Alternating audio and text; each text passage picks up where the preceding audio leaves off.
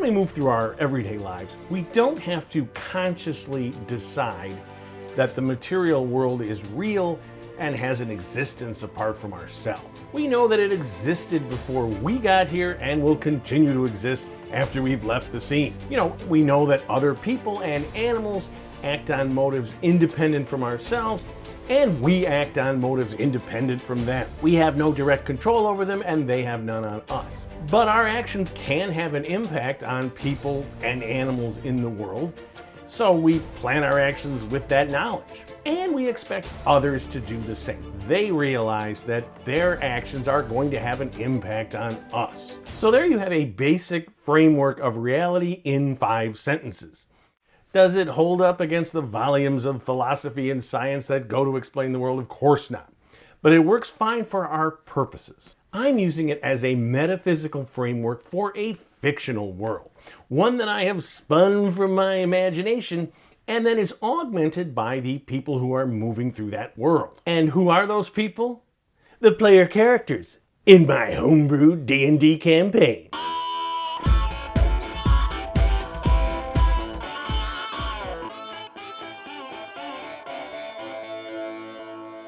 Hello again, folks. KR King here, helping you homebrew your own Dungeons & Dragons campaign. So in this episode, I'm going to show you how to make the encounters and storylines of your world much more real and compelling to your players when you think about a sort of metaphysical framework for this fictional reality. And it doesn't have to be as complicated as, metaphysical framework makes it sound. I'm just going to use those 5 basic ideas, those sentences that I gave you in my introduction. So what it really boils down to is that you're setting up the details of your world to reflect consistent rules.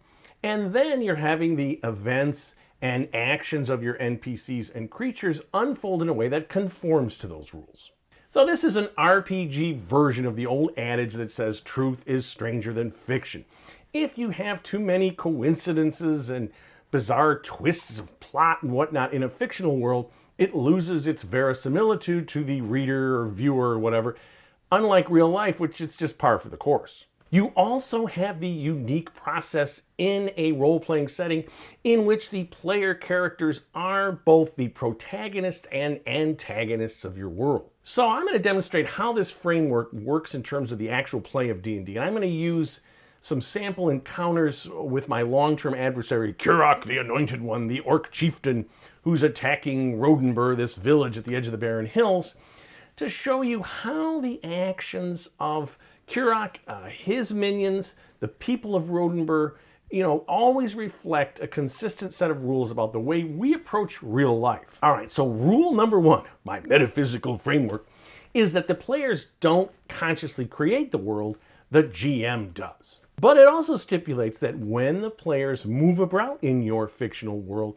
it will conform to the real world, i.e. a set of rules. So this means that you as the GM have to prepare beforehand all the critical details of that world so that when the players are interacting and asking you questions about what they're seeing and hearing and whatnot, you have that information just as players would if they were moving through the real world. You fill in the less critical details on the fly as you play the game, and then you also withhold some information that either the players wouldn't be privy to or wouldn't be so obvious. So in my encounter with Kurok, the players find out about this village, Rodenburg, at the edge of the Barren Hills, that's having this mysterious night attacks on the various vineyards. And the discovery of this is a classic plot hook.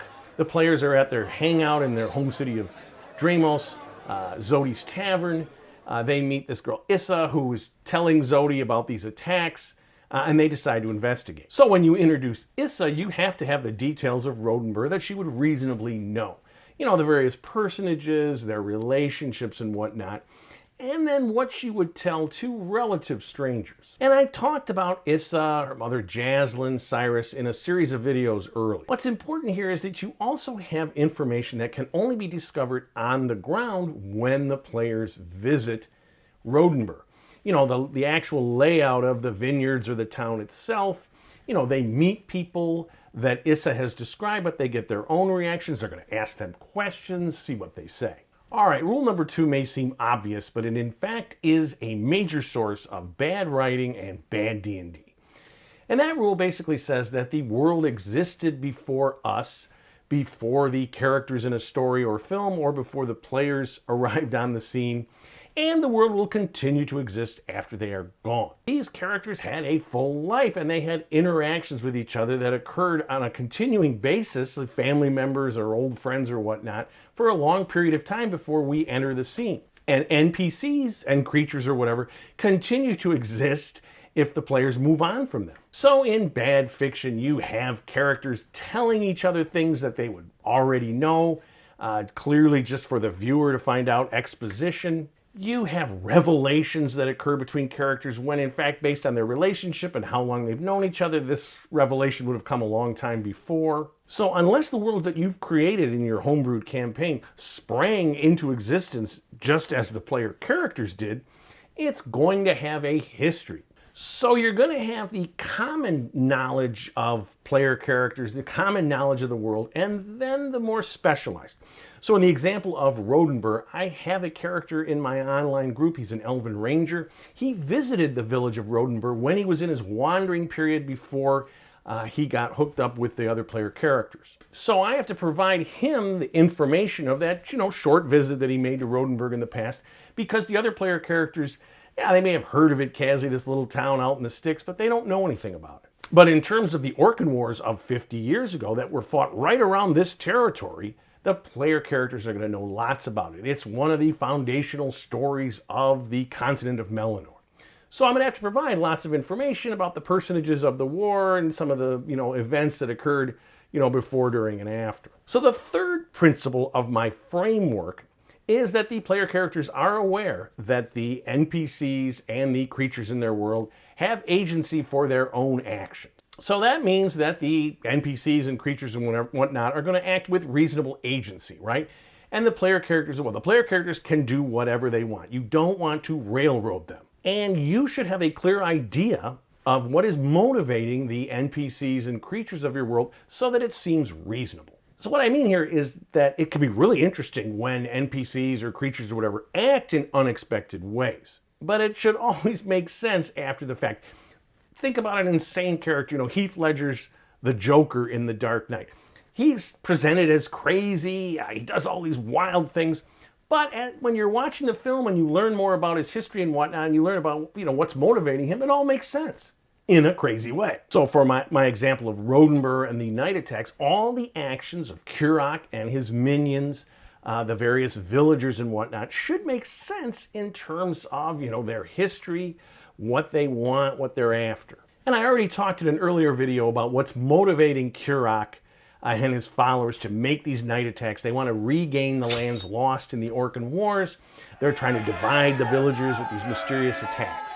So how much time do you want to spend on the residents of Rodenburg that are commoners? Optimally, I would say to have at least a paragraph on each of the major figures in the town, so that when the players enter and they start interacting, you've got an idea of what their desires and motivations are so that their actions and their reactions to the players make sense. The thing is, if the players are not going to involve themselves in a battle with these sort of commoner, non-combatant types, and time is critical, how much information do you need to have? I would say it depends on two things. First off, how much role-playing do you have in your campaign? And secondly, how important is information gathering to the players before they go out into the field, to confront Kurok and his minions? For me, the amount of role-playing, it depends on the players. So you do have players that really like to interact with the personages of your world, use some of those skills they have, in their character class that aren't just combat-oriented. The thing is, in my world, I like battles, I like exploration. That's where you tend to get experience. That's where you find out, information, magic items, and that sort of thing. So the players do start to realize, in King's World, you got to go out and fight stuff to get stuff. But the second point in terms of information gathering, if they have important information, then it's a really good idea to have some biographical data on your commoner, non-combatant types. Every town has its group of artisans. You've got blacksmiths, carpenters, stonemasons, etc. I tend to think of those just commoners. You don't have to worry about their stat blocks. You probably don't have to worry too much about their biographical information. Here's the thing. There's all these mysterious night attacks, right? So they're going to be, nervous about talking to people or strangers in town.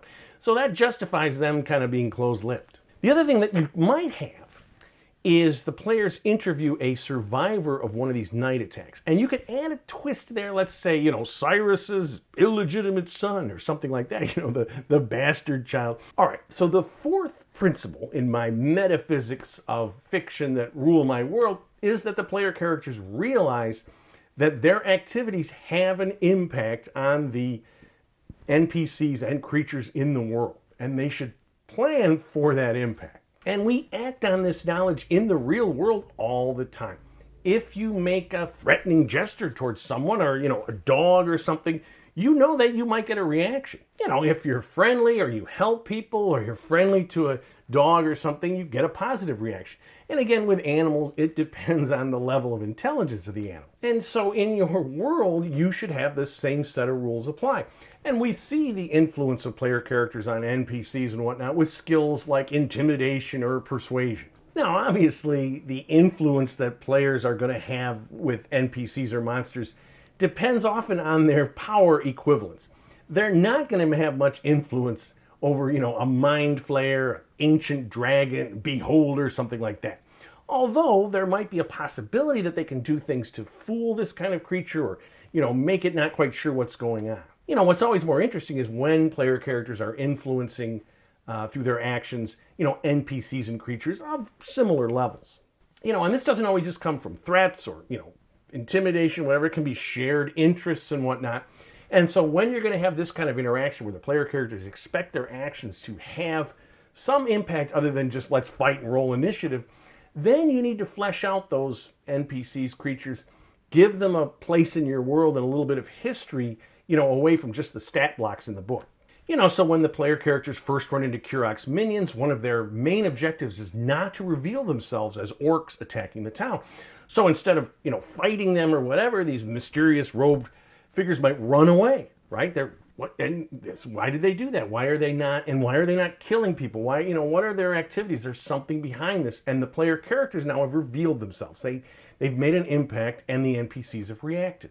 The thing is, after a first encounter, Kurok's minions go back to him because he's not making these raids directly, and they tell him, hey, we're not just dealing with, vineyard farm workers or even the hired thugs. These guys are capable. Somebody's in town that's skilled, and now Kurok's going to react to this. And then the fifth and final rule of my metaphysics of fiction for my D&D world is that the NPCs and creatures also realize they have an impact on other creatures' activities, the player characters, and they act accordingly.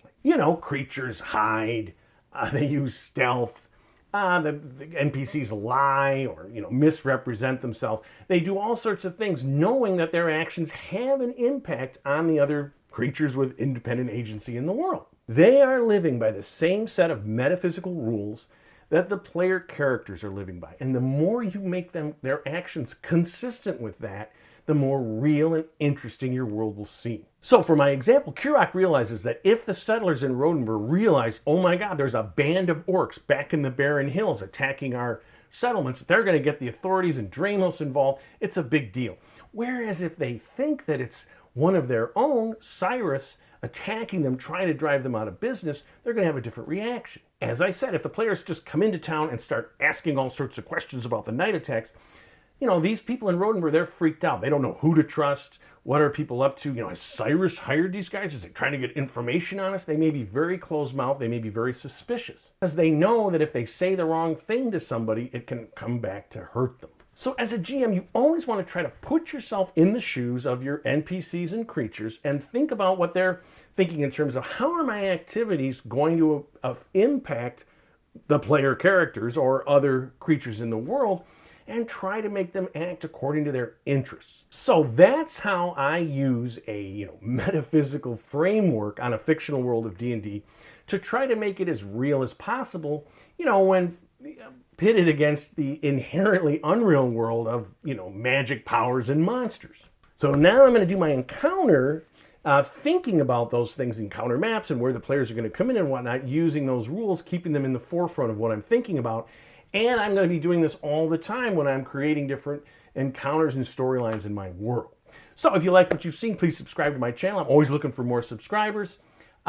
Leave some comments. I always answer my comments. And of course, keep playing D&D and tell somebody else about it.